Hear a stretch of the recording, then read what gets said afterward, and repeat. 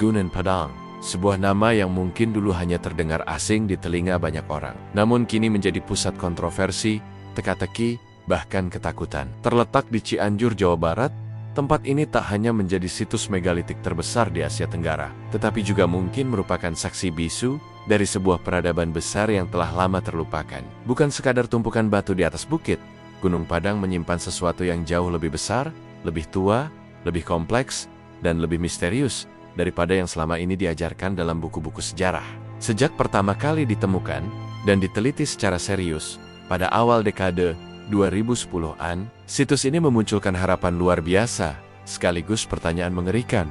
Jika semua temuan itu benar, maka kita harus menulis ulang seluruh sejarah manusia. Namun, ketika ekskavasi semakin dalam dan temuan-temuan makin mengejutkan, proyek ini justru dihentikan, tiba-tiba tanpa alasan yang jelas bagi publik. Maka pertanyaannya mengemuka, kenapa ekskavasi Gunung Padang dihentikan? Dan lebih penting lagi, siapa yang takut jika kebenaran tentang tempat ini terungkap? Semua bermula dengan harapan besar. Tim Terpadu Riset Mandiri atau TTRM yang terdiri dari para ahli geologi dan geofisika dari berbagai institusi memulai penelitian intensif di Gunung Padang. Di balik batu kolom mendeset yang bertebaran di puncaknya, mereka menemukan sesuatu yang lebih dalam.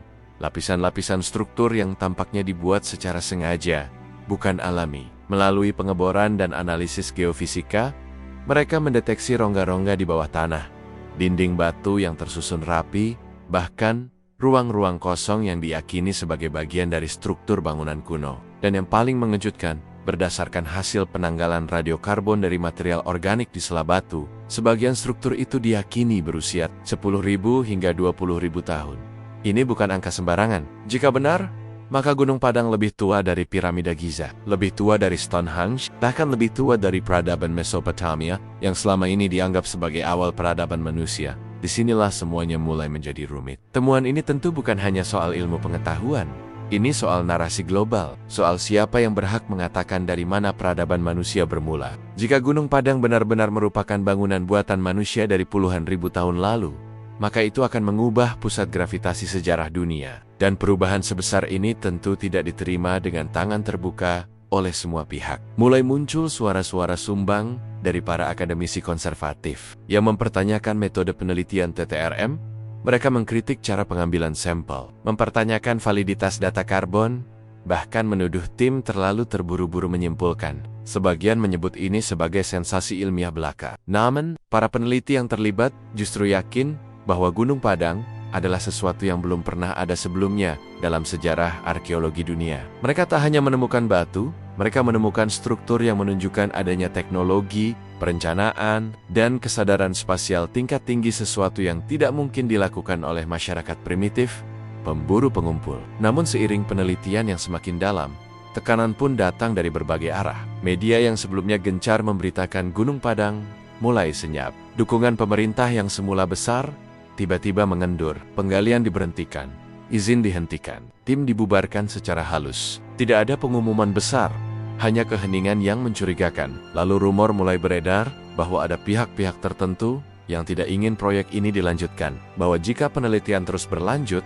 akan ada konsekuensi besar yang tidak hanya menyentuh dunia akademik, tapi juga menyentuh politik, agama, bahkan stabilitas sosial. Karena jika Gunung Padang adalah bukti bahwa peradaban manusia sudah maju sejak 20.000 tahun lalu, maka bukan hanya buku sejarah yang salah, banyak doktrin lain yang juga harus dipertanyakan. Inilah ketakutan yang tak terucap, bahwa situs ini menyimpan lebih dari sekadar batu tua. Ia menyimpan kemungkinan bahwa manusia modern telah berulang kali mencapai puncak peradaban, lalu hancur dan bangkit kembali. Bahwa kita bukan spesies yang naik dari kegelapan menuju cahaya, melainkan spesies yang terus berputar dalam siklus kemajuan dan kehancuran. Jika ini benar, maka Gunung Padang bisa menjadi bukti siklus besar itu. Seperti Atlantis yang hilang, seperti Lemuria yang hanya tersisa dalam mitos. Indonesia, tanah tempat dua lempeng besar bertemu, tanah yang kaya namun rawan bencana, mungkin adalah tempat lahir dan matinya peradaban dunia. Dan bukan hanya para ilmuwan yang resah, warga lokal pun mulai bersuara. Gunung Padang, bagi mereka, bukan hanya situs arkeologi. Ini tempat keramat, tempat para leluhur. Ada kepercayaan bahwa di bawah tanah itu tersimpan bukan hanya batu, tapi juga energi. Sebagian spiritualis menyebutnya sebagai pusat energi bumi, tempat berkumpulnya garis ley, jalur energi bumi seperti cakra. Ketika alat-alat berat mulai menggali, banyak warga merasa bahwa tempat itu sedang dilukai. Beberapa melaporkan fenomena aneh, suara gamelan di malam hari, bayangan tak dikenal, bahkan mimpi-mimpi yang mengingatkan mereka untuk berhenti.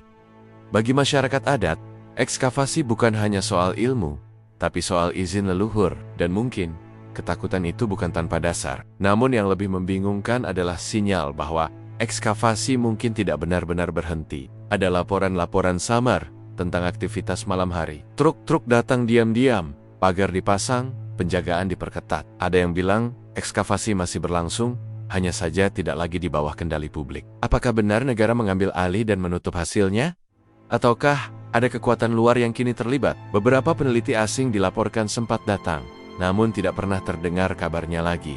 Semua menjadi kabur, dan disitulah misteri semakin dalam. Apakah Gunung Padang kini menjadi zona terlarang? Karena apa yang terkubur di dalamnya terlalu mengejutkan untuk diungkap. Jika kita mengesampingkan teori konspirasi sejenak, dan melihat semua ini dari perspektif geopolitik, maka kita akan menemukan bahwa kontrol atas narasi sejarah adalah senjata ampuh. Negara-negara besar menjaga ketat warisan arkeologi mereka. Mereka menjadikannya alat diplomasi, simbol kejayaan, bahkan alat politik. Bagaimana jika Indonesia selama ini tak sadar bahwa Gunung Padang adalah aset geopolitik? Bagaimana jika situs ini sebenarnya adalah kunci kebangkitan identitas nasional, bukan hanya untuk kebanggaan, tapi juga sebagai pijakan baru dalam memahami siapa kita sebenarnya. Jika kita bisa membuktikan bahwa nenek moyang kita membangun struktur ini dengan teknologi canggih ribuan tahun sebelum bangsa lain mengenal roda, maka itu akan mengubah posisi tawar Indonesia di panggung dunia. Tapi justru karena potensi inilah, banyak yang takut. Gunung Padang dalam diamnya kini menjadi cermin bagi kita semua. Cermin yang menanyakan, apakah kita cukup berani menghadapi kebenaran, atau kita lebih nyaman hidup dalam cerita lama yang mudah diterima? Mungkin inilah alasan sesungguhnya kenapa ekskavasi dihentikan. Bukan karena tidak layak, bukan karena tidak penting, tapi karena terlalu penting, terlalu besar, terlalu mengganggu kenyamanan sistem yang sudah ada. Dan dalam sejarah manusia, hal-hal besar memang seringkali disembunyikan sebelum akhirnya meledak keluar. Sekarang, tinggal kita yang harus memilih. Apakah kita ingin menjadi generasi yang menggali kebenaran itu, atau generasi yang membiarkannya terkubur lagi untuk waktu yang lebih lama? Karena tanah tidak akan selamanya diam. Batu-batu itu akan tetap bersuara, entah kita mau mendengarnya atau tidak. Dan mungkin suatu hari nanti, Gunung Padang tidak hanya akan menjadi situs arkeologi, tapi simbol kebangkitan kesadaran sejarah Nusantara. Sebuah lonceng yang membangunkan bangsa dari tidur panjangnya. Maka ketika waktu itu tiba, mari kita pastikan bahwa kita adalah bagian dari mereka yang berani membongkarnya. Malam hari di Gunung Padang selalu sunyi. Angin berembus lembut, membawa aroma tanah lembab yang sudah ribuan tahun tidak diganggu. Di tengah hamparan bebatuan dan desit yang tertata seperti puzzle purba, rembulan menyinari bayangan raksasa dari masa lalu yang kini membisu. Tapi sesungguhnya, tempat ini tidak pernah benar-benar diam. Gunung Padang berbicara, bukan dengan suara, tapi dengan getaran. Dengan bisikan halus yang hanya bisa didengar oleh mereka yang berani bertanya lebih dalam. Mereka yang melihat bahwa sejarah bukan sekadar rangkaian tanggal dan nama, tapi warisan identitas yang selama ini terkubur. Kita terlalu lama percaya bahwa nenek moyang kita hanya hidup di rumah panggung dan menggambar di gua. Kita diajarkan bahwa peradaban datang dari luar, dari India, Arab, Cina, Eropa. Seolah-olah tanah tempat kita berpijak ini hanya ladang kosong yang menunggu dijajah budaya.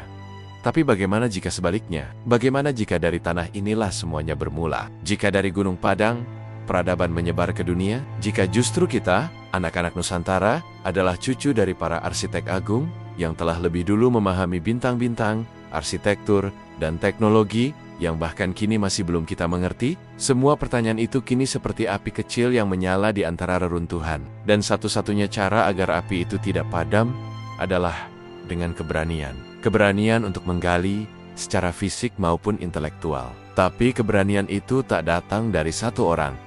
Ia harus menjadi gerakan kolektif. Harus ada kesadaran nasional bahwa Gunung Padang bukan hanya milik ahli arkeologi. Ia adalah milik semua orang Indonesia. Ia adalah warisan budaya, warisan sejarah, dan mungkin warisan spiritual yang telah lama menunggu untuk ditemukan kembali. Maka berhentinya ekskavasi ini bukanlah akhir.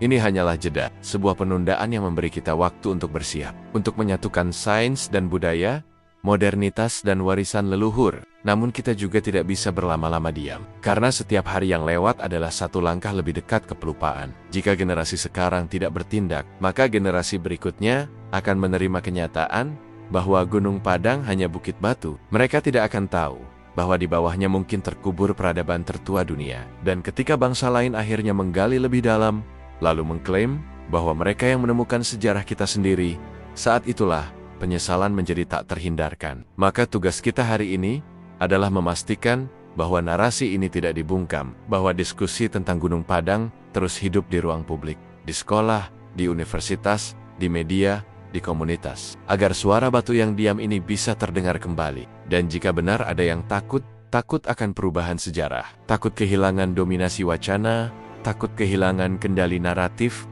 maka satu-satunya jawaban kita adalah cahaya. Bukan cahaya dari lampu bor atau alat berat, tapi cahaya dari pengetahuan. Karena tak ada kekuatan yang lebih besar dari kebenaran yang akhirnya diungkapkan. Sejarah bukan untuk ditakuti, ia untuk dipelajari. Bahkan jika ia mengguncang fondasi yang selama ini kita anggap kokoh. Gunung Padang adalah panggilan. Panggilan dari masa lalu yang datang dengan sunyi, tapi menggema di hati mereka yang mendengarkan. Ia adalah ujian bagi bangsa ini. Apakah kita sanggup menatap cermin sejarah dengan jujur? Apakah kita cukup percaya diri untuk mengakui bahwa kita pernah besar, bahkan mungkin yang paling besar, dan bahwa kebesaran itu masih hidup dalam DNA kita? Tak perlu menunggu izin lagi. Gunung Padang tak menunggu politik. Ia menunggu kesadaran. Dan ketika kesadaran itu tiba, tidak akan ada yang mampu menghentikan penggalian kebenaran ini. Ekskavasi bukan hanya soal menggali tanah, tapi menggali identitas. Bukan soal menemukan batu, tapi menemukan arah. Dan jika benar bahwa kebenaran itu ditakuti, maka semakin besar ketakutan itu, semakin besar pula kebenaran yang sedang disembunyikan. Jadi, kepada siapapun yang masih menyimpan keraguan, tanyakan ini pada diri Anda. Apakah lebih nyaman hidup dalam sejarah yang dibentuk orang lain, atau lebih mulia menyusun sendiri narasi peradaban kita, meski penuh risiko dan guncangan? Karena sejarah bukan tentang yang lalu, ia tentang siapa kita hari ini, dan kemana kita akan melangkah esok hari. Dan mungkin, ketika generasi mendatang berdiri di atas Gunung Padang, mereka tak lagi melihat sekadar situs purbakala. Mereka akan melihat altar sejarah, tempat di mana bangsa ini pernah bangkit, jatuh, lalu bangkit kembali dengan satu keyakinan, bahwa tak ada kebenaran yang bisa dikubur selamanya.